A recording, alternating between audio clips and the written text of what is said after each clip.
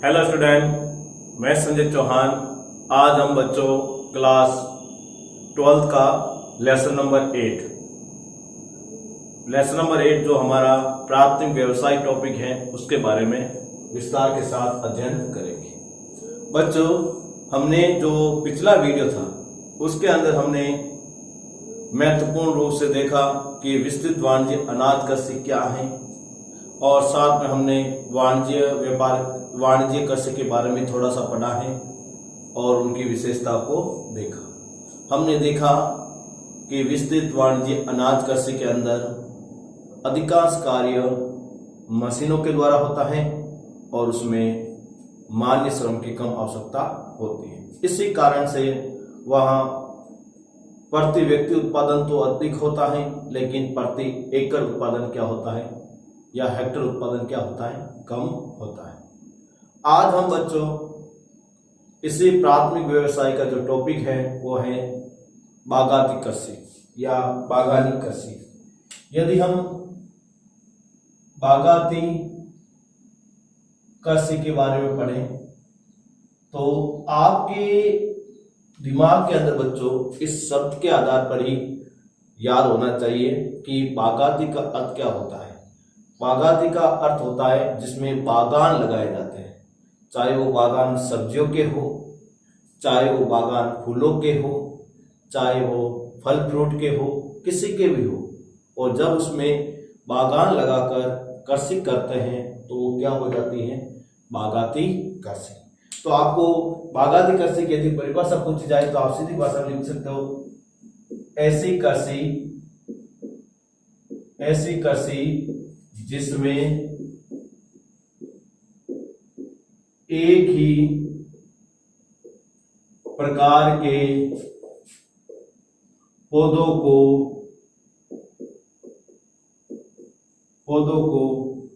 बागान लगाकर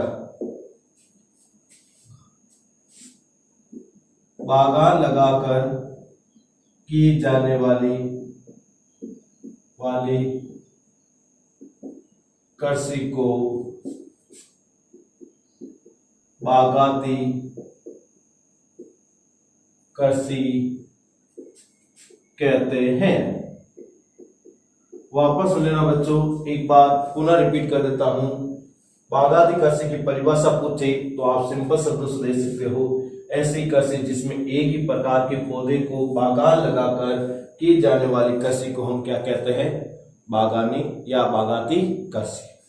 देखो बच्चों, विश्व के अंदर जो बागाती कृषि की जो शुरुआत है वो अलग अलग देशों के अंदर अलग अलग बागान लगाकर की जाने वाली कृषि के साथ हुई थी। आपने देखा होगा कि भारत के अंदर कहीं पर चाय के बागान लगे हुए हैं, कहीं पर और किसी के बागान लगे हुए हैं।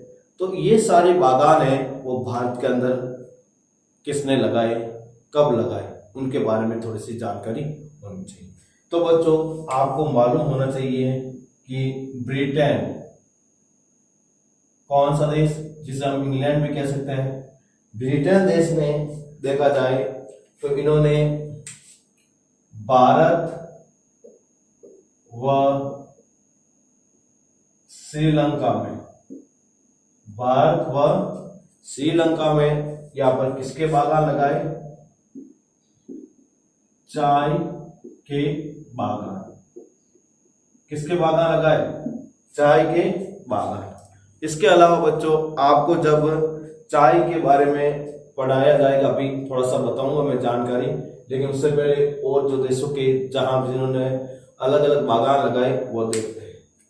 फिर फ्रांस वालों ने या फ्रांसीसियों ने, जो आप देखते हो तो दक्षिणी अफ्रीका, कहां पर, दक्षिणी अफ्रीका के अंदर, पश्चिमी दक्षिणी अफ्रीका या पश्चिमी अफ्रीका कह सकते हो। यहाँ पर अपन दक्षिणी की जगह यहाँ पर तो पश्चिमी अफ्रीका के अंदर किसके बागान लगाए, कौवा के बागान, याद रखना बच्चों। फिर अगला जो देश है वो है हमारा अमेरिका। कौन सा देश है? अमेरिका। अमेरिका ने, आपको मालूम ही है, जो फिलीपींस और एवं इंडोनेशिया यहां पर इन्होंने किसके बागान लगाए? नारियल के बागान। तो आपने देखा बच्चों, विश्व के अलग अलग देशों ने अलग देशों के अंदर गए, उनको अपना उपनिवेश बनाया, और उपनिवेश बनाने के बाद उन्होंने उस क्षेत्र के अंदर क्या बना दिए? बागान बना दिए। अब एक शब्द आ रहा है उपनिवेशवाद। आपसे पूछ ले, उपनिवेशवाद क्या है? उपनिवेशवाद, अभी मैंने आपको कहा है, ब्रिटेन ने अलग अलग देशों को अपना क्या बनाया था? गुलाम। तो उस गुलाम बनाने की जो प्रवृत्ति है, उसी को हम क्या कहते हैं? उपनिवेशवाद। तो किसी राष्ट्र द्वारा किसी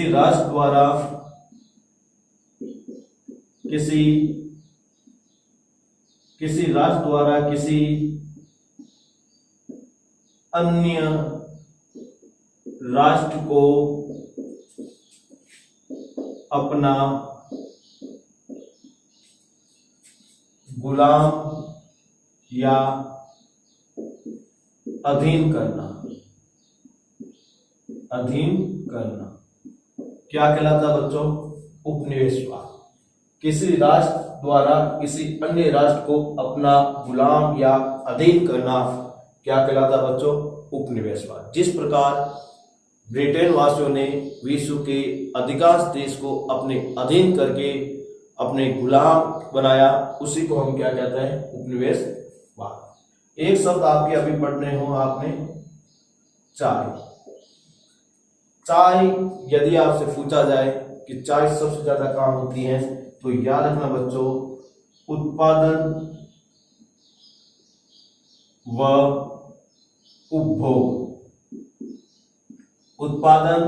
उपभोग के अंदर यदि फर्स्ट स्थान पूछा जाए कि विश्व के अंदर उत्पादन एवं उपभोग के आधार पर सबसे ज्यादा चाय वाला जो देश है वो है भारत। कौन सा देश है? भारत चाय के उत्पादन में और चाय के उपभोग के अंदर कैसा स्थान रखता है? पहला स्थान रखता है। फिर यदि आपसे पूछे निर्यात के अंदर पूछा जाए चाय के, तो निर्यात में पहला स्थान कौन रखता है? श्रीलंका। कौन रखता है? श्रीलंका। उसके बाद में किसका स्थान आता है? भारत का। और उत्पादन उपभोग में दूसरा स्थान किसका आता है? श्रीलंका का। याद रखना, ठीक है बच्चों। और फिर एक शब्द आया है कौवा। कौवा को हम दूसरी भाषा में क्या कह सकते हैं? कॉफी। क्या कह सकते हैं? कॉफी। कॉफी के अंदर उत्पादन में फर्स्ट स्थान रखें, बात करें तो उत्पादन में फर्स्ट स्थान कौन रखता है? ब्राजील। कौन रखता है बच्चों? ब्राजील के बाद यदि भारत का स्थान पूछा जाए तो कौन सा है? ब्राजील सही 7वें स्थान पर भारत आता है। भारत से पहले 6 बड़े कॉफी उत्पादक देश है। फिर भारत के अंदर बात करें, कॉफी उत्पादन की बात करें तो सबसे ज्यादा कहाँ होती है? कर्नाटक। कहाँ होती है? कर्नाटक राज्य के अंदर भारत में सबसे ज्यादा कॉफी का क्या होता है? उत्पादन क्या है। तो आपको मालूम हो गया बच्चों ये सारे बिंदु जो अभी मैंने आपको समझाए। अब हम लेते हैं बागाती कृषि की विशेषता, क्योंकि हमने सभी बिंदुओं की विशेषता पढ़ी है और एग्जाम के अंदर इन विशेषताओं के बारे में भी सवाल आपसे पूछा जाता है। अब हम लेते हैं यहां पर इसकी विशेषता। यदि हम इसकी विशेषता की बात करें तो आप इनसे सीधे से बात इन शब्दों के आधार पर कह सकते हो, यह कृषि बागान के रूप में की जाती है। यह कृषि बागान के रूप में की जाती है। इसको हम साधारण जो कृषि करते हैं उस कृषि के रूप में नहीं कर सकते। इसके लिए पर्टिकुलर क्या लगाना पड़ेगा, एक बागान बनाना पड़ेगा, उसके बाद ही हम कृषि कर सकते हैं। दूसरा, इस कृषि में उच्च पूंजी व तकनीकी की आवश्यकताएं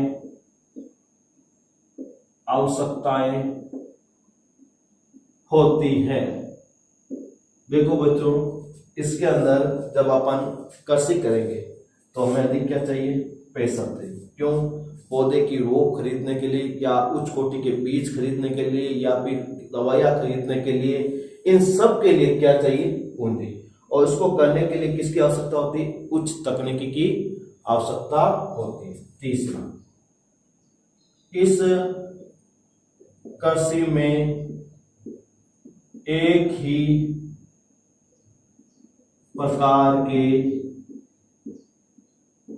पौधे होते हैं।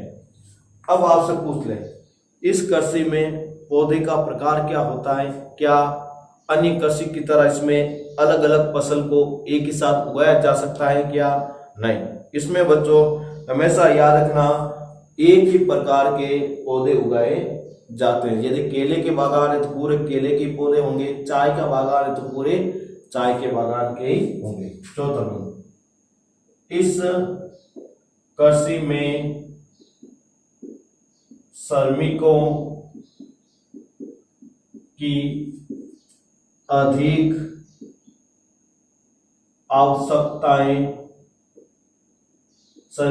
अधिक आवश्यकताएं होती है।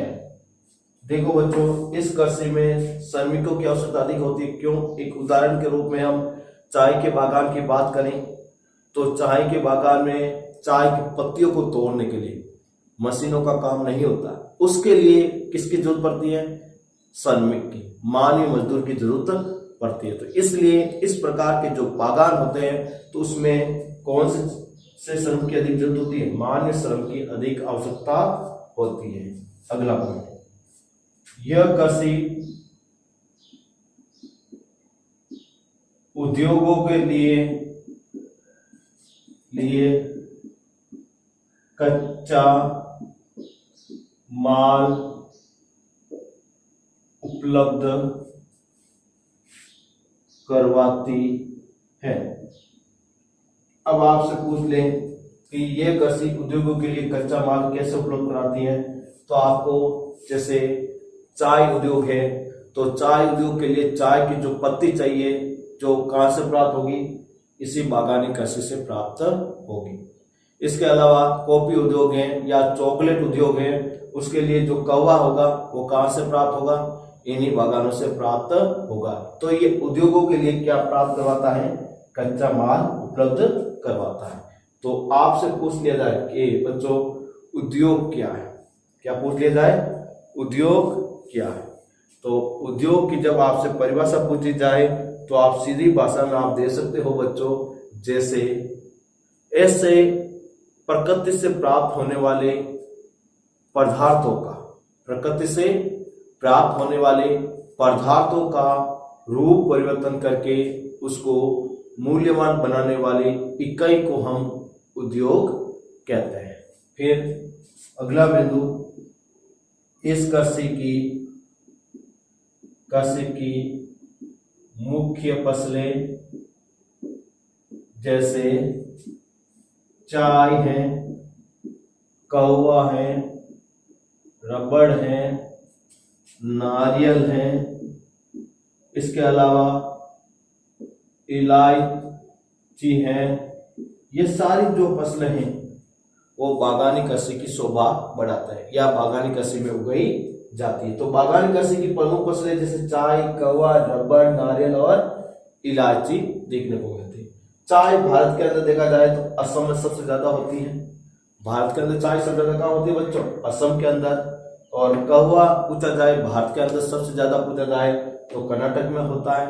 और रबड़ की बात करें भारत के अंदर सबसे ज्यादा जो रबड़ है वो केरल में होता है, और नारियल है यदि बात करें तो भारत में तमिलनाडु के अंदर होता है, और इलायची है वो केरल में भी होती है अधिक और सिक्किम में भी होती है। लेकिन इलायची के प्रकार क्या होते हैं, अलग अलग। यदि हमें पूछ ले बड़ी इलायची तो ये सबसे ज्यादा होती है सिक्किम में। कहाँ होती है, सिक्किम में। और छोटी इलायची पूछे तो ये सबसे ज्यादा कहाँ होती है, केरल। तो इलायची की अलग अलग किस्में होती हैं, इसके आधार पर ये अलग अलग जगहों पर होती हैं। फिर अगला बिंदु क्षेत्र। इस कृषि के जो क्षेत्र आप पूछा जाए तो Bharat, Sri Lanka, Indonesia, Malaysia, Philippines आदि देश हैं। ये सारे जो देश हैं जहां पर अधिकतर कौन सी कृषि होती है, बागाती कृषि। तो बागाती कृषि के जो देश हैं वो भारत है, श्रीलंका है, इंडोनेशिया है, मलेशिया है और फिलीपींस है। इन सभी देशों के अंदर कौन सी कृषि की जाती है, बागाती कृषि। तो आपने देखा बच्चों बागाती कृषि क्या है, विश्व के अलग अलग देशों किसके द्वारा बागान लगाए गए, और बागाती कृषि की विशेषता और बागाती कृषि के क्षेत्र। यदि आपसे सवाल पूछ लिया जाए कि बागाती कृषि किसे कहते हैं और बागाती कृषि की विशेषता और क्षेत्र को बताइए, तो बागाती कृषि की जो परिभाषा तो ये हो गई, विशेषता ये हो गई, और 7 नंबर ये जो बिंदु है वो क्या हो गया हमारा, इसकी क्षेत्र हो गया। क्या हो गया, क्षेत्र। तो अब आपको हम बागाती कृषि के बाद एक नई कृषि के बारे में जानकारी देंगे, वो है मिश्रित कृषि। कौन सी कृषि, मिश्रित कृषि। अब आप इस शब्द से भी पहचान गए होंगे कि इसमें कृषि का रूप कैसा होगा, इसमें किस प्रकार का अन्य कृषि के साथ या किस प्रकार से इसमें अन्य कृषि की तुलना में परिवर्तन देखने को मिलेगा। क्योंकि आपको स्वयं मालूम होना चाहिए बच्चों कि इस कृषि में अन्य कृषि की तुलना में काफी अंतर देखने को मिलता है। अब इसमें आपका शब्द आया है कौन सा, मिश्रित कृषि। अब देखो बच्चों कोई ज्यादा डिफिकल्ट परिभाषा नहीं है, शब्द को देखो। मिश्रित का मतलब होता है कभी अकेले प्रकार की, एक प्रकार की कृषि नहीं, उसमें दूसरी कोई कृषि के प्रकार संयुक्त होंगे, फिक्स बात हो गई। क्योंकि एग्जाम्पल के रूप में आप एक खेत है और उस खेत में पूरे के अंदर जब आप गेहूं बोते हैं तो वो कृषि मिश्रित नहीं है। यदि आपने देखा होगा राजस्थान के अंदर जब खरीफ की फसल बोई जाती है तो किसान वर्ग क्या करता है कि एक ही खेत में 2 से 3 प्रकार की फसल बो देता है और साथ में अपने पशु को चराने के लिए कुछ हिस्सा भी छोड़ देता है। जैसे एग्जाम्पल के रूप में आपको मान लो ये हमारा 16 बीघा खेत है। कितना बीघा खेत है, 16 बीघा। तो इसमें वो किस तरह मिश्रित कृषि करता है, जैसे उन्होंने 8 बीघा जो जमीन थी उसके अंदर उन्होंने क्या बो दिए, मूंग बो दिए। ठीक है, 4 बीघा जो जमीन, अब 8 बीघा के अंदर इन्होंने क्या बो दिए, मूंग बो दिए। 2 बीघा जो जमीन है उसके अंदर उन्होंने क्या बो दिए, जवार बो दिए। क्या बो दिए, जवार। और 4 बीघा जो जमीन है उन 4 बीघा जमीन के अंदर उन्होंने क्या बो दिया, बाजरा। तो आपने अब बची कितनी जमीन, 2 बीघा। अब इन 2 बीघा जमीन के अंदर उन्होंने 1 बीघा के अंदर उन्होंने क्या बो दी, तिलहन। 1 बीघा के अंदर क्या बो दिया उन्होंने, तिलहन। और 1 बीघा जो है वो किसके के लिए रख देते हैं, पशु चारण के लिए। क्या रख देते हैं, पशु चारण के लिए। तो आपने देखा बच्चों जमीन का टुकड़ा तो एक ही है, उस टुकड़े को अलग अलग टुकड़ों में बांटकर अलग अलग फसल को उगाकर साथ में कौन सी क्रिया करता है, पशु चारण क्रिया करता है। तो आपने देखा किसी एक ही जगह पर उसी जगह को अलग अलग टुकड़ों में बांटकर अलग अलग फसल उगाने के साथ पशुपालन क्रिया भी करता है, उस प्रकार की कृषि को हम क्या कहते हैं? मिश्रित कृषि। क्या कहते हैं? मिश्रित कृषि। तो अब हम मिश्रित कृषि की परिभाषा पर जाते हैं कि यह होती क्या है। तो ऐसी कृषि जिसमें एक ही प्रकार की फसल को न उगाकर बल्कि अलग अलग प्रकार की फसल उगाने के साथ साथ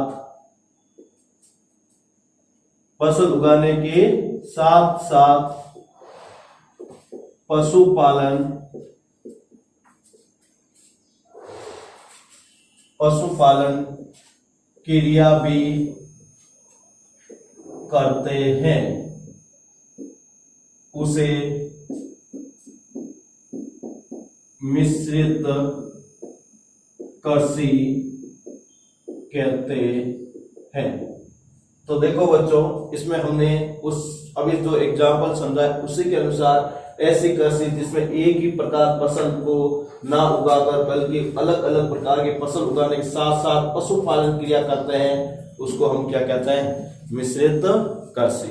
अब हम बच्चों इसकी हम लेते हैं विशेषता।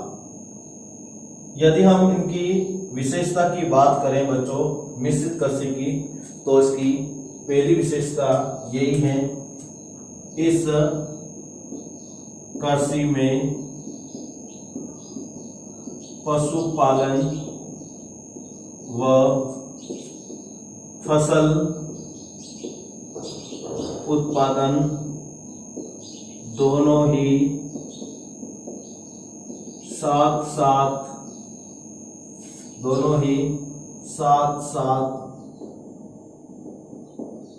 किया जाता है।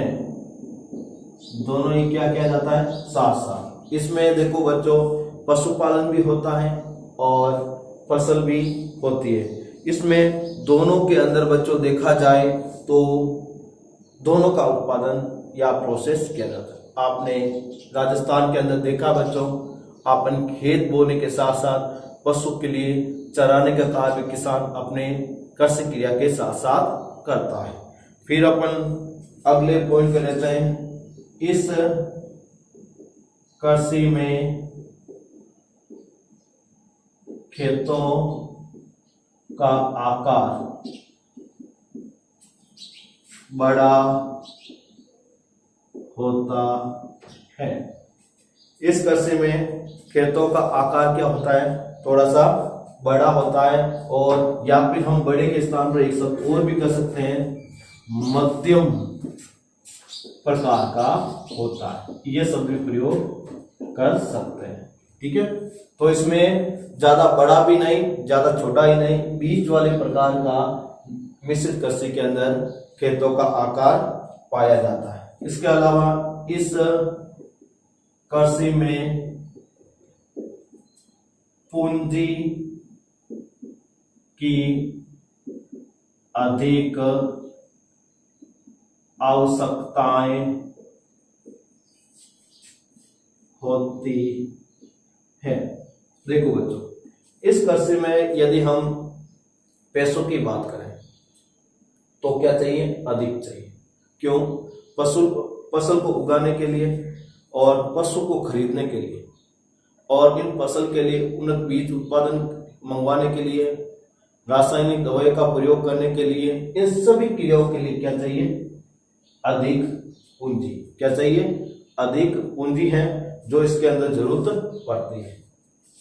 इस कृषि में भेड़, बकरी, सूअर, गाय जैसे महत्वपूर्ण पशु पाले जाते हैं। महत्वपूर्ण पशु पाले जाते हैं। यदि हम इस कृषि की बात करें, इस कृषि का मतलब मिश्रित कृषि की बात करें तो इसमें भेड़ भी पाली जाती हैं, बकरी भी पाली जाती है, सुअर, गाय जैसे महत्वपूर्ण जो पशु हैं वो इनको यहाँ पर पालते हैं। इस कृषि में उगाई जाने वाली फसलें, इस कृषि में उगाई जाने वाली जो फसलें की बात करें तो जो जई, राई, गेहूं, बाजरा जैसी मुख्य फसलें हैं। देखो बच्चों, इस कृषि के अंदर उगाई जाने वाली मुख्य फसलें कौन कौन सी हैं? जौ है, जई है, राई है, गेहूं है, बाजरा है, ये सारी फसलें इस कृषि में उगाई जाती हैं। अब अपन जौ की बात करें तो भारत के अंदर सबसे ज्यादा जो जौ है बच्चों वो उत्तर प्रदेश में होता है। कहाँ पर होता है? उत्तर प्रदेश में होता है। और इसके बाद राई है जो राजस्थान के अंदर होती है, गेहूं है वो भारत के अंदर सबसे ज़्यादा उत्तर प्रदेश के अंदर होता है। और प्रति हेक्टर गेहूं के उत्पादन की बात करें तो ये सबसे ज़्यादा पंजाब और हरियाणा में होता है। और बाजरा की बात करें तो राजस्थान में होता है। और राजस्थान में सबसे ज़्यादा बाजरा वर्तमान में जयपुर में होता है। और सबसे ज़्यादा बाजरा क्षेत्र पूछे तो बाड़मेर में है। और प्रति एकड़ सबसे ज़्यादा बाजरा का उत्पादन पूछे तो अलवर में है। तो आपको ये पॉइंट भी याद रखने हैं। ठीक है बच्चों। अब इसके अलावा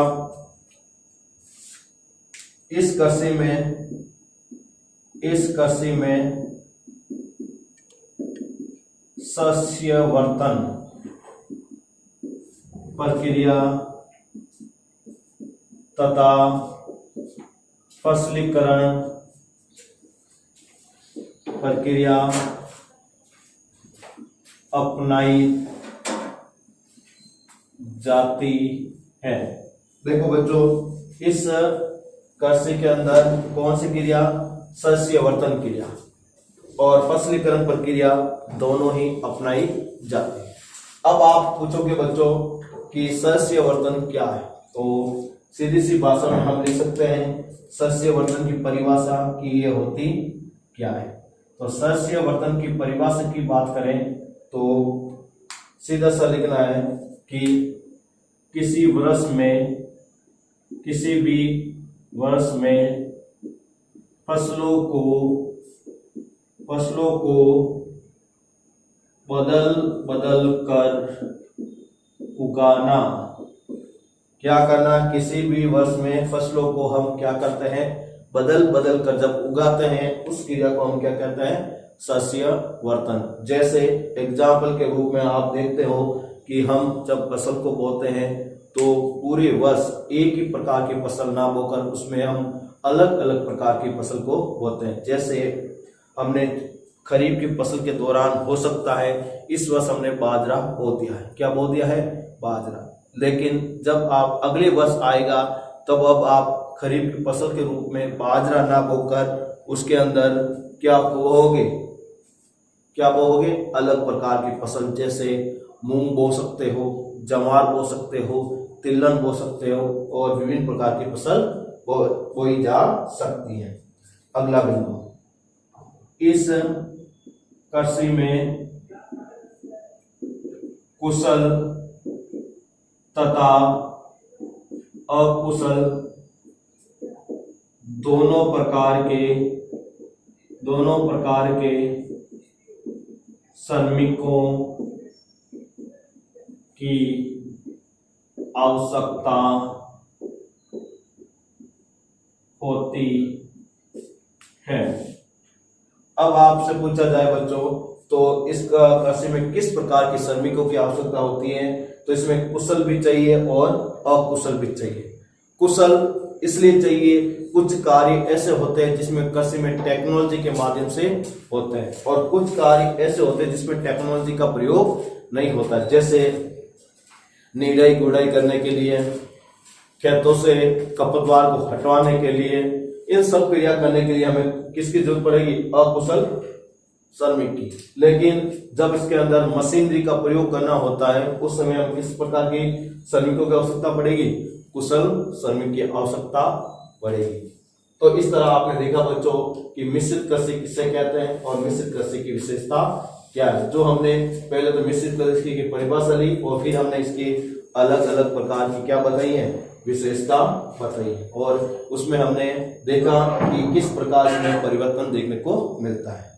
अब हम बच्चों एक महत्वपूर्ण और कृषि की बात करते हैं, वो है दुग्ध कृषि। दुग्ध कृषि या फिर हम इसे क्या क्या कह सकते हैं? डेयरी कृषि। दुग्ध कृषि या डेयरी कृषि। यदि हम इसकी परिभाषा की बात करें तो इसके नाम से हमें पता चल सकता है कि ये कृषि कैसे होती है। तो इसमें सीधी परिभाषा लिख सकते हो, ऐसी कृषि जिसमें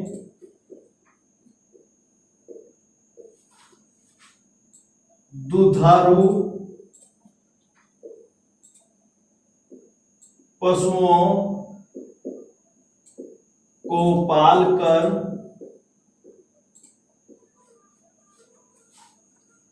उनसे दूध तथा दूध संबंधित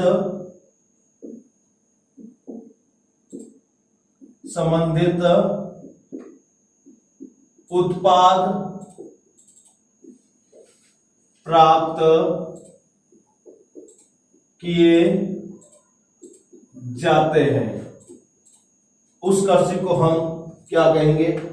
दुग्ध या डेयरी कृषि। वापस लेना, ऐसी कृषि जिसमें दुधारू पशुओं को पालकर उसे दूध तथा उनसे प्राप्त होने वाले विभिन्न प्रकार के जो उत्पाद है वो प्राप्त करते हैं, उसी को हम क्या कहते हैं? दुग्ध कृषि। ठीक है बच्चों, यदि आपसे पूछ ले दुग्ध कृषि की विशेषताएं बताइए, तो अब हम इसकी ले रहे हैं विशेषता।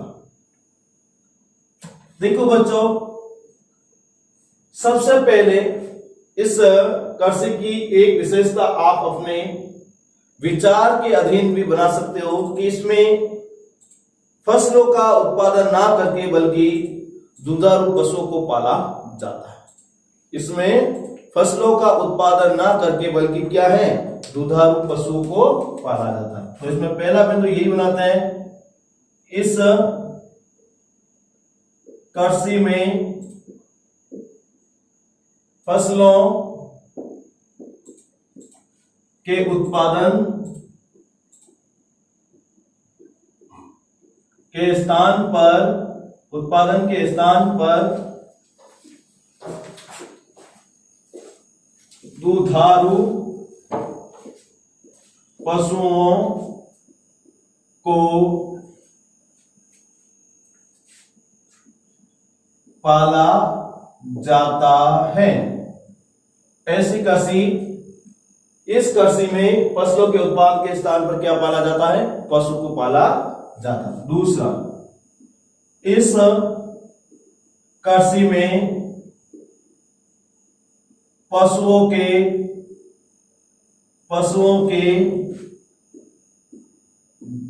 प्रजनन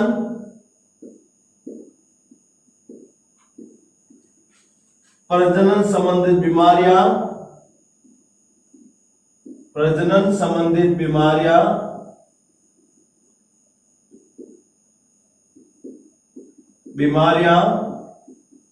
तथा नस्ल सुधार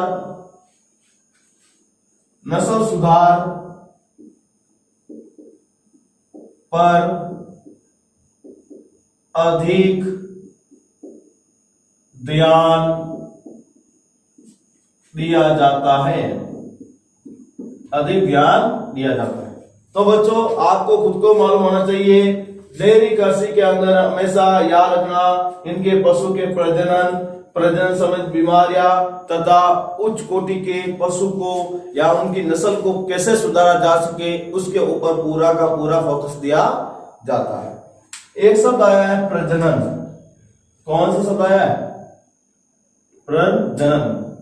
यदि आपसे पूछ ले प्रजनन क्या है तो याद रखना बच्चों, सजीवों द्वारा अपने ही समान जीवों की उत्पत्ति करना क्या कहलाता है बच्चों? प्रजनन। वापस सुन लेना, सजीवों द्वारा अपने ही समान जीवों की उत्पत्ति करना क्या कहलाता है? प्रजनन कहलाता है। जैसे बच्चों गाय का जब बछड़ा होगा गाय के समान ही होगा, भैंस का बछड़ा होगा तो भैंस के समान भी होगा, यदि किसी कुत्ते के बच्चा होगा तो कुत्ते के समान होगा, और मानव का बच्चा होगा तो मानव के समान ही होगा। इसका मतलब है प्रजनन के समान या प्रजनन के दौरान देखा जाए तो उसी के समान जिस प्रकार की वो व्यक्ति स्वयं है या जीव स्वयं है उसी के समान जीवों की क्या होती है? उत्पत्ति होती है। फिर अगला बिंदु, इस कृषि में पशुओं का ध्यान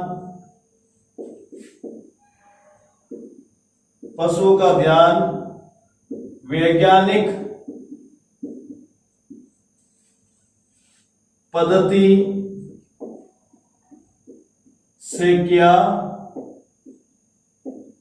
जाता है। इस कृषि में पशु का जो ध्यान है वो पूर्ण रूप से किस पद्धति के आधार पर होता है बच्चों? वैज्ञानिक पद्धति। मतलब उसके अंदर अधिकांश जो कार्य है वो हमारे विज्ञान के दौरान जो पशु को किस प्रकार उत्तम कोटि से उसका प्रजनन, उसके दूध उत्पादन की वृद्धि की जा सके, वो सारे पहलू उसके अंदर अपनाए जाते हैं। फिर अगला बिंदु, इस कृषि में पशु फार्म में एक ही प्रकार के पशु पाले जाते हैं। पशु पाले जाते हैं। यदि आपसे पूछ ले बच्चों कि इस कृषि के अंदर जो पशु होते हैं वो किस प्रकार के होते हैं, तो इसमें याद रखना उनके पशु क्या होते हैं? एक ही प्रकार के होते हैं। यदि गाय है तो सारी गायें ही पाली जाएगी, भैंस है तो सारी भैंसें ही पाली जाएगी, यदि बकरी है तो सारी बकरी ही पाली जाएगी। इसके अंदर मिक्सर रूप से पशु को कभी नहीं पाला जाता है। फिर अगला पॉइंट, इस कृषि में दूध निकालने तथा उनको परिष्कृत या शुद्धिकरण या उनको गर्म करने सारी प्रक्रिया इस कृषि में दूध निकाल तथा परिष्कृत करने में मशीनों का प्रयोग किया जाता है। याद रखना बच्चों, इस कृषि में दूध निकालने तथा उनको परिष्कृत करने मतलब उसको दूध को छानने तथा दूध से मलाई को निकालने या और कोई प्रोसेस करने के लिए सारा का सारा काम किसके द्वारा होता है? मशीनों के द्वारा होता है। आपने भी देखा होगा दूध के अंदर फैट नापना, वो भी मशीनों से, आजकल मशीनों से दूध पशु के द्वारा सीधा निकाला जा सकता है। ये सारी क्रिया किसके द्वारा हो गई? यंत्रीकरण हो गई। फिर अगला बिंदु, यह कृषि क्षेत्र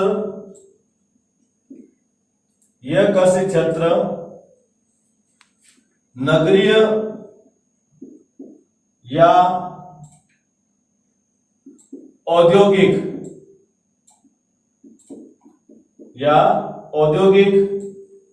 नगरीय व औद्योगिक क्षेत्रों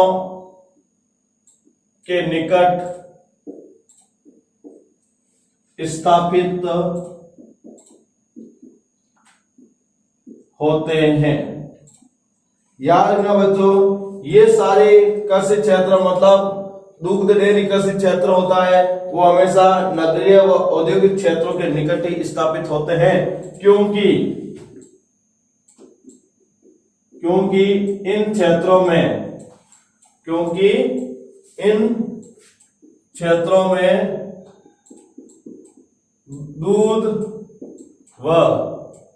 दूध से संबंधित उत्पादों की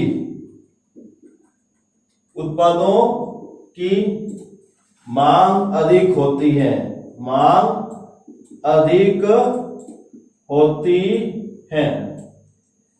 याद रखना बच्चों, ये जो डेयरी कृषि है औद्योगिक या नगरीय क्षेत्रों के निकट क्यों लगती है, उसका क्या कारण है कि वहां पर दूध और दूध से संबंधित जो उत्पाद है वो नगरों और औद्योगिक क्षेत्रों को लोगों को ज्यादा मांग होती है, इस कारण से उन क्षेत्रों में लगाए जाते हैं। दूसरा बात यह हो सकती है कि उन औद्योगिक और नगरीय क्षेत्रों में ज्यादा पशुपालन नहीं हो पाता है, इस कारण उन दूध की उनके क्षेत्रों में मांग बढ़ जाती है। तो उन मांग को पूरा करने के लिए शहरों के पास या औद्योगिक सेक्टरों के पास डेयरी उद्योग स्थापित किए जाते हैं। तो आपने देखा बच्चों कि दुग्ध कृषि क्या है, उसकी विशेषता बताइए। तो उसकी विशेषता यह है, जिसके माध्यम से आपको 2 नंबर 3 नंबर का क्वेश्चन है वो आसानी से आप कर सकते हो। अब हम लेते हैं डेयरी कृषि के क्षेत्र। डेयरी कृषि के क्षेत्र, यदि हम डेयरी कृषि के क्षेत्र की बात करें तो मुख्य रूप से ये देखते हैं क्षेत्र की बात करें तो मुख्य रूप से अपन देखते हैं हॉलैंड,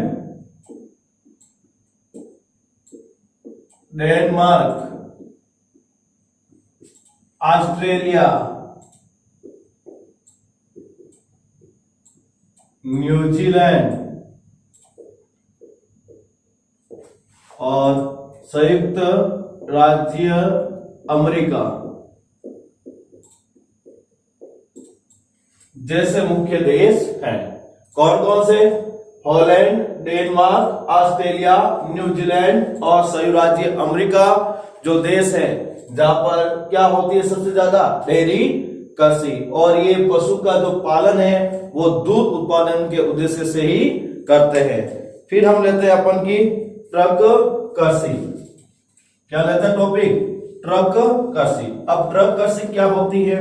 देखो बच्चों, पहले तो आपको याद रखना है कुछ परिभाषाएं ऐसी होती है जिसको हम उसके नाम के आधार पर ही उसका सॉल्यूशन हम निकाल सकते हैं। तो अब हम लेते हैं नया बिंदु, ट्रक कृषि।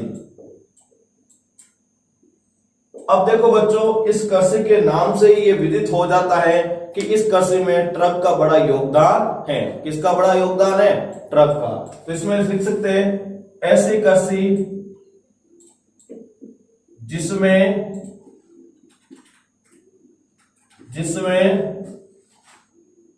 फार्म या एक शब्द दे सकते इसका खेत। क्या शब्द प्रयोग कर सकते हैं इसको? खेत भी प्रयोग कर सकते। ऐसी कृषि जिसमें फार्म से लेकर बाजार तक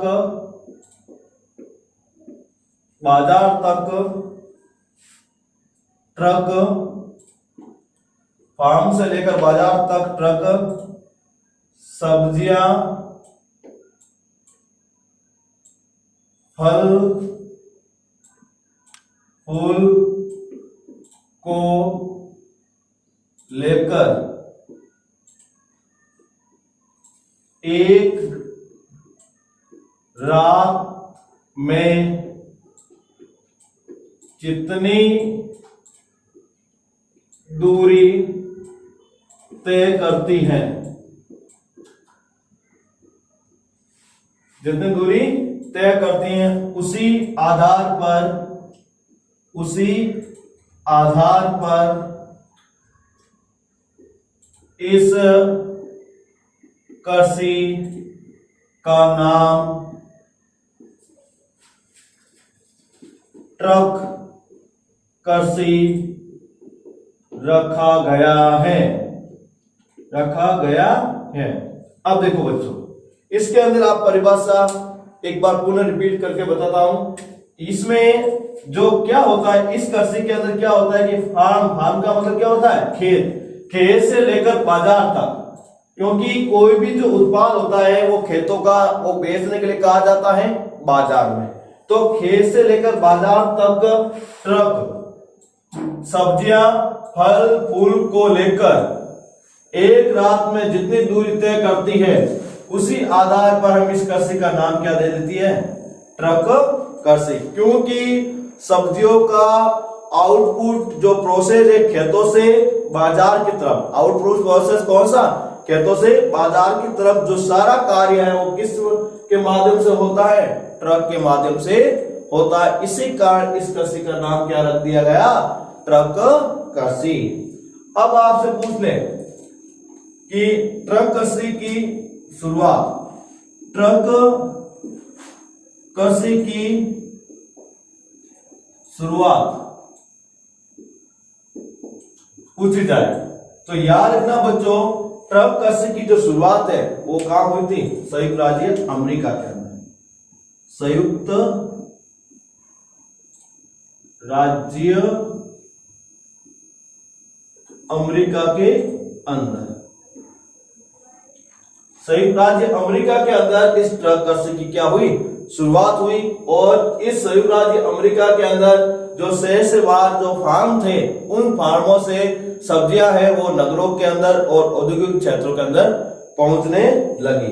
यदि हम इसकी विशेषता की बात करें, किसकी बात करें, विशेषता, किसकी, ट्रक कृषि की विशेषता, तो इसकी विशेषता का पहला बिंदु यही है कि यह कृषि औद्योगिक व नगरीय वस्ती क्षेत्रों में होती है। यह कृषि औद्योगिक एवं नगरीय क्षेत्रों में होती है। उसका क्या कारण है बच्चों, वो आपको स्वयं मालूम होना चाहिए बच्चों कि औद्योगिक और नगरीय क्षेत्रों के अंदर जो कृषि होती है उसमें वहां पर सब्जी फल फूल पैदा नहीं होते। उसको कहां से प्राप्त करना पड़ता है, पास के किसी गांव से या फार्म से। तो उस फार्म से, गांव के फार्म से जब उन फसलों को शहरों में लाया जाता है, उसके बाद उसका उपयोग होता है। तो उसी को हम क्या कहते हैं, ट्रक कृषि। अब फलो उद्यान कृषि, कौन सी कृषि, फलो उद्यान कृषि।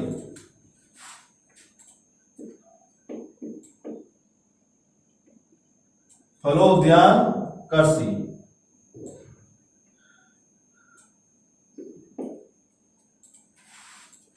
अब देखो बच्चों, फलो उद्यान जो कृषि की परिभाषा आती है, तो जो हमने अभी ट्रक कृषि पढ़ी है ना, वो कृषि के समान ही इस कृषि का भी रूप होता है। और इस कृषि के अंदर थोड़ा सा याद रखना बच्चों, इसमें सिर्फ सब्जियां का ही परिमाण होता है और फलोद्यान कृषि अलग से हो जाती है जिसमें फल और फूल का ही परिमाण होता है। तो इसके अंदर भी हम लेते हैं इसकी परिभाषा।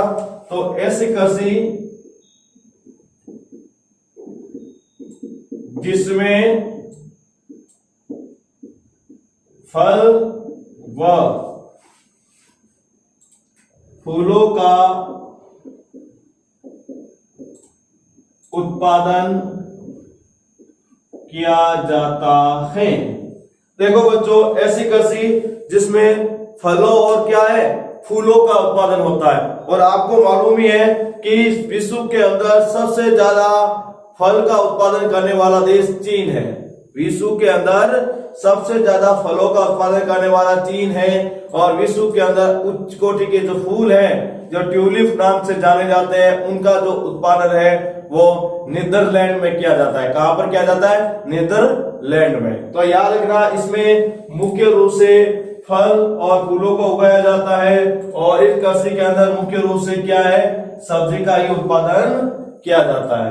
ठीक है बच्चों, अब इसकी परिभाषा में यदि देखा जाए तो ऐसी कृषि जिसमें फार्म से, फार्म का मतलब क्या लिख सकते हैं अपन, खेत, फार्म से लेकर बाजार तक, फार्म से लेकर बाजार तक ट्रक फल व फूलों, फल व फूलों को लेकर एक रात में जितनी, एक रात में जितनी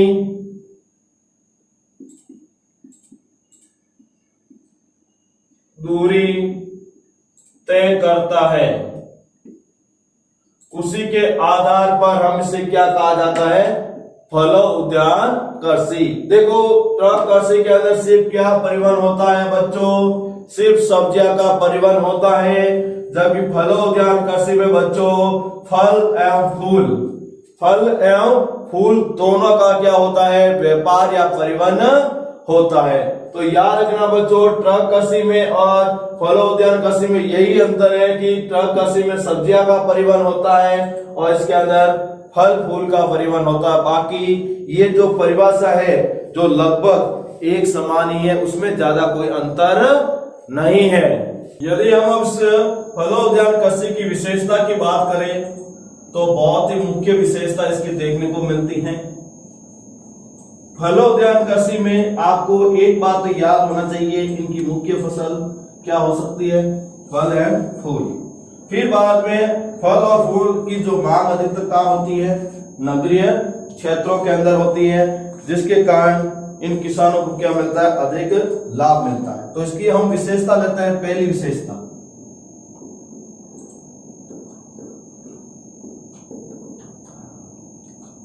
विशेषता के अंदर अपन लेते हैं तो सबसे पहली बात यही होगी कि इसकी इस कृषि में केवल फल व फूलों की फसलों का ही उत्पादन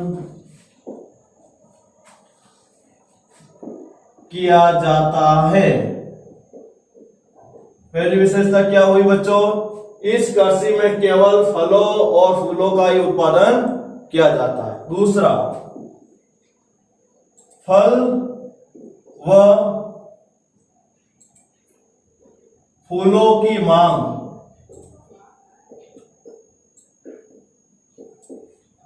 नगरीय व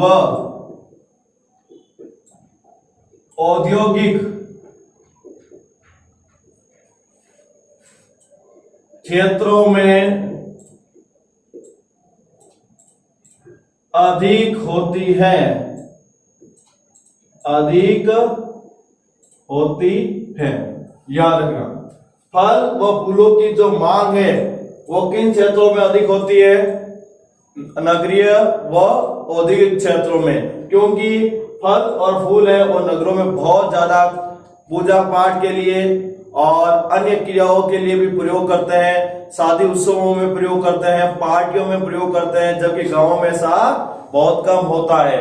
और इसके अलावा जो फल है उसका उपयोग वो सलाद के रूप में तथा अन्य प्रकार के जूस बनाने के रूप में या जेली बनाने के रूप में इसका क्या करते हैं, उपयोग करते हैं। फिर तीसरा बिंदु, फल व फूल को बेचने से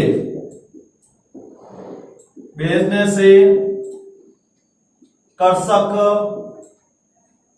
को अधिक लाभ प्राप्त होता है।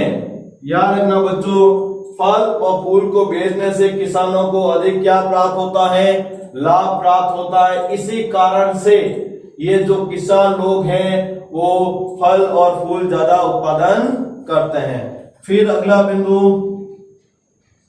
उष्ण कटिबंधीय क्षेत्र। कौन सा बच्चों? उष्ण कटिबंधीय क्षेत्र। यदि उष्ण कटिबंधीय क्षेत्र की बात करें तो यहाँ पर आम, कौन सा फल? आम। और इसके अलावा केला, कौन सा फल? केला। आम, फल और केला है। और नारियल है, कौन सा? नारियल है। तो याद रखना बच्चों, उष्ण कटिबंधीय क्षेत्र में आम, केला, नारियल जैसे फलों का उत्पादन किया जाता है। याद रखना बच्चों, उष्ण कटिबंधीय क्षेत्र में आम, केला और नारियल का बहुत ज्यादा उत्पादन होता है। और इसके अलावा अगले बिंदु की बात करें तो शीतोष्ण कटिबंधीय क्षेत्रों में नाशपाती,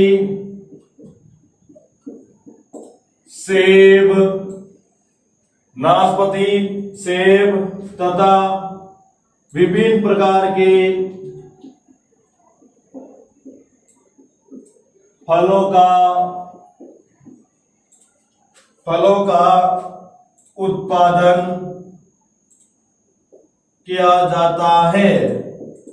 याद रखना बच्चों, शीतोष्ण कटिबंधीय क्षेत्रों में नाशपाती है और सेब है और इन सभी फसलों का क्या होता है? उत्पादन होता है। अगले बिंदु की बात करें तो भूमध्य रेखीय क्षेत्रों में खट्टे फल जैसे अंगूर व अंगूर है, नींबू है, संतरा है जैसे फलों का उत्पादन किया जाता है। फलों का उत्पादन किया जाता है। तो आपने देखा बच्चों, जो हमारी फलों उद्यान कृषि है उसकी सबसे पहली विशेषता है इसमें केवल फल और फूल ही उगाए जाते हैं। और ये नगरीय औद्योगिक क्षेत्रों में मांग अधिक होती है, क्योंकि फल और फूल को बेहतर किसानों को लाभ भी अधिक मिलता है। वो उष्ण कटिबंधीय, शीतोष्ण कटिबंधीय और भूमध्य रेखीय क्षेत्रों में अलग अलग किस्म के क्या होते हैं? फलों का उत्पादन होता है। उसके बाद हमारा जो टॉपिक होगा वो इन कृषि से हटकर प्राकृतिक क्रिया का एक नया भाग आएगा, उसका नाम है खनन। क्या है? खनन। अब खनन क्या होता है उसके बारे में हम विस्तार के साथ अध्ययन करेंगे। अब देखो, सबसे पहले खनन के बात आती है तो खनन से थोड़ा सा हटकर एक हमारे छोटा सा एक बिंदु है, उसको हम देख लेते हैं। खनन की जब बात आती है तो एक शब्द निकलता है उसमें से खनिज। याद रखना, खनन से एक शब्द निकलता है, वो क्या है? खनिज। तो खनन और खनिज के अंदर पहला हम अंतर देखेंगे। ठीक है बच्चों? देखो बच्चों, आपने देखा होगा गांव के अंदर या गांव के आसपास के क्षेत्रों के अंदर कहीं पर पत्थर निकल रहे हैं। क्या निकल रहे हैं? पत्थर। अब वो पत्थर जो निकल रहे हैं वो एक गड्ढा बन जाता है और गड्ढे से कुछ और पत्थर बाहर निकाल रहे होते हैं। तो वो निकालने की जो प्रक्रिया होती है वो क्या कहलाती है? खनन कहलाती है। और जो निकालने की प्रक्रिया के दौरान जो पत्थर निकला है वो क्या है? खनिज है। क्या है? खनिज है। तो इसकी हम परिभाषा लिखते हैं पहले हम खनन की। तो खनन की परिभाषा लिखे तो जमीन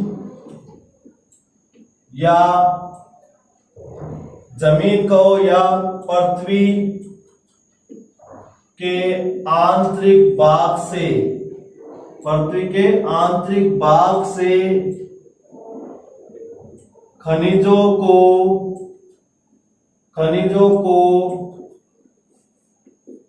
बाहर निकालने की प्रक्रिया को प्रक्रिया को क्या कहा जाता है? खनन। जमीन या पृथ्वी के आंतरिक भाग से खनिजों को बाहर निकालने की प्रक्रिया क्या होती है बच्चों? खनन। याद रखना बच्चों, इसमें अंतर एक शब्द का निकलता है, वो है प्रोसेस का। क्या होता है? प्रोसेस, मतलब प्रक्रिया का ही अंतर होता है खनिज के अंदर और खनन के अंदर। क्योंकि प्रक्रिया के दौरान जो पदार्थ निकल जाएगा तो वो क्या आ जाएगा? खनिज आ जाएगा। क्या आ जाएगा? खनिज।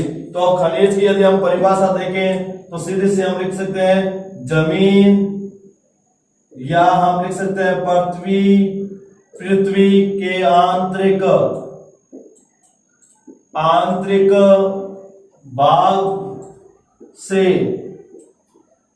भाग से तत्वों तथा पदार्थों को बाहर निकालने की प्रक्रिया, बाहर निकालने की प्रक्रिया को, खनिजों को बाहर निकालने की प्रक्रिया के दौरान तत्व को ही खनिज कहते हैं। याद रखना बच्चों, जमीन या पृथ्वी के आंतरिक भाग से तत्व या पदार्थ को बाहर निकालने की प्रक्रिया के जो तत्व को ही क्या कहते हैं? खनिज कहते हैं। या फिर बाहर निकाले गए, या फिर ऐसे भी आप डायरेक्ट लिख सकते हैं, इतनी लंबी नहीं लिखते तो सीधे याद रखना है जमीन पर पृथ्वी के आंतरिक भाग से तत्व या पदार्थों को बाहर निकालते हैं उसे खनिज कहते हैं। खनिज कहते हैं। जैसे एग्जाम्पल के रूप में आपने यहाँ एक गड्ढा खोदा है, ठीक है, और यहां से क्या निकला बच्चों? कोयला। तो कोयला को निकालने की प्रक्रिया तो क्या हुई बच्चों? निकालने की प्रक्रिया तो क्या हुई? खनन। और ये कोयला जो हम बाहर निकाल दिए, ये जो पदार्थ हुआ कौन सा? कोयले का पदार्थ। कोयले का जो पदार्थ है वो क्या हुआ? खनिज। क्या हुआ? खनिज। तो याद रखना, निकाले उसको हम खनन कहा, और जो निकालने के दौरान पदार्थ बना वो क्या बना? खनिज बना। तो खनन और खनिज में यही अंतर है। फिर आपको पता ही है, खनिज की हम बात करते हैं तो खनिज दो रूपों में बटा हुआ होता है मुख्य रूप से। एक होता है धात्विक खनिज और दूसरा होता है अधात्विक खनिज। पहला कौन सा होता है? धात्विक खनिज। दूसरा कौन सा होता है? अधात्विक खनिज। यदि हम धात्विक खनिज की बात करें तो याद रखना, ऐसे खनिज जिसमें धातु के अंश पाए जाते हैं, ऐसे खनिज जिसमें धातु के अंश पाए जाते हैं, उस खनिज को हम क्या कहते हैं? धात्विक खनिज। क्या कहते हैं बच्चों? धात्विक खनिज। और यदि हम दूसरे प्रकार के खनिज की बात करें तो कौन सा है बच्चों? अधात्विक खनिज। कौन सा है? अधात्विक खनिज। धात्विक खनिज और अधात्विक खनिज में थोड़ा ही अंतर होता है। ऐसे खनिज जिसमें धातु के अंश नहीं पाए जाते हैं, ऐसे खनिज जिसमें धातु के अंश नहीं पाए जाते हैं, उसको हम क्या कहते हैं?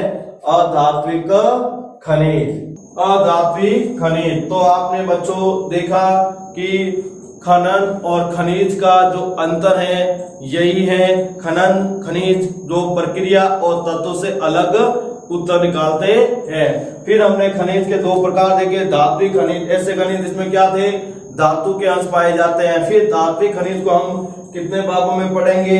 दो भागों के अंदर लेंगे, लोह धात्विक खनिज और दूसरा अलोह धात्विक खनिज। और यदि हम लोह धात्विक खनिज की बात करें तो इसमें लोहांश के तत्व पाए जाते हैं, और अलोह धात्विक खनिज की बात करें तो इसमें लोहांश के तत्व नहीं पाए जाते हैं। उदाहरण के रूप में देखा जाए तो लौह धात्विक खनिज जैसे लोहा अयस्क है, अपन के मैग्नीज है, ये सारे किसके उदाहरण आते हैं? लौह धात्विक खनिज के। जब ये अलोह धात्विक खनिज के जो उदाहरण है, जिससे चांदी है, सोना है, अभ्रक है या पत्थर है, ये सब इसी में ही आते हैं। फिर अधात्विक खनिज है जिसको हम कार्बनिक रूप से भी पढ़ सकते हैं और अकार्बनिक रूप से भी पढ़ सकते हैं, जिसको हम दो रूप ले लिए, कार्बनिक जिसमें कार्बन के अंश पाए जाते हैं और अकार्बनिक जिसमें कार्बन के अंश नहीं पाए जाते। इस तरह उनको दो भागों में बांटा गया है। तो बच्चों, आपने इस वीडियो के अंदर मुख्य रूप से धात्विक खनिज और इसके अलावा हमने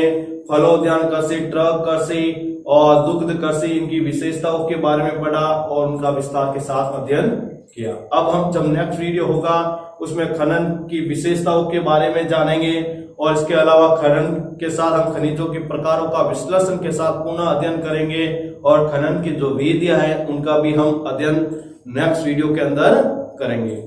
थैंक यू।